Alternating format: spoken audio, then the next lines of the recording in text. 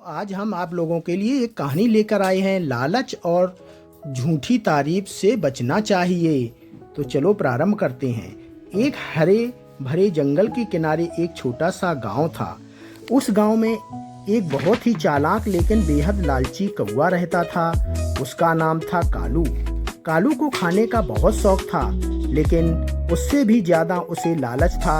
वह हमेशा सोचता रहता था, मुझे सबसे ज्यादा खाना चाहिए, सबसे स्वादिष्ट खाना चाहिए। एक दिन सुबह सुबह कालू बहुत भूखा था। वह आसमान में उड़ते हुए खाने की तलाश कर रहा था। तभी उसकी नजर एक घर की खिड़की पर पड़ी। वहां एक ताजा गरम गरम रोटी रखी हुई थी। कालू की आंखें चमक उठीं। वाह, आज तो मजा आ गया। वह तेजी से नीचे आया और झट से रोटी उठाकर उड़ गया। अब वह बहुत खुश था। वह एक पेड़ की ऊंची डाल पर बैठ गया और आराम से रोटी खाने लगा। तभी वहां एक चालाक लोमड़ी आई। लोमड़ी ने कौवे के मुंह में रोटी देखी और उसके दिमाग में एक शरारती योजना आई। लोमड़ी ने मीठी आवाज में कहा, अरे वाह, ये कौन सा सुंदर और शानदार पक्षी है। कौवा थोड़ा चौकन्ना हुआ, लेकिन तारीफ सुनकर खुश भी हो गया।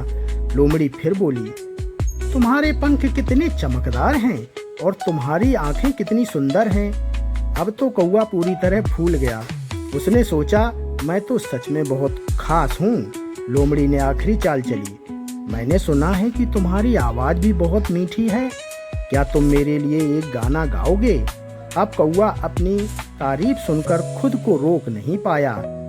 जैसे ही उसने गाना गाने के लिए अपना मुंह खोला, कांव, रोटी सीधे नीचे गिर गई। लोमड़ी ने तुरंत रोटी उठाई और हंसते हुए बोली, धन्यवाद दोस्त, तुम्हारी आवाज तो अच्छी है, लेकिन तुम्हारी समझ थोड़ी कम है। यह कहकर लोमड़ी रोटी लेकर भाग गई। कौवा हैरान रह गया। उसे अपनी गलती का एहसास हुआ।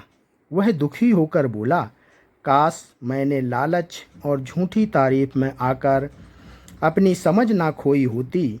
उस दिन के बाद कौवा ने एक बहुत बड़ी सीख ली।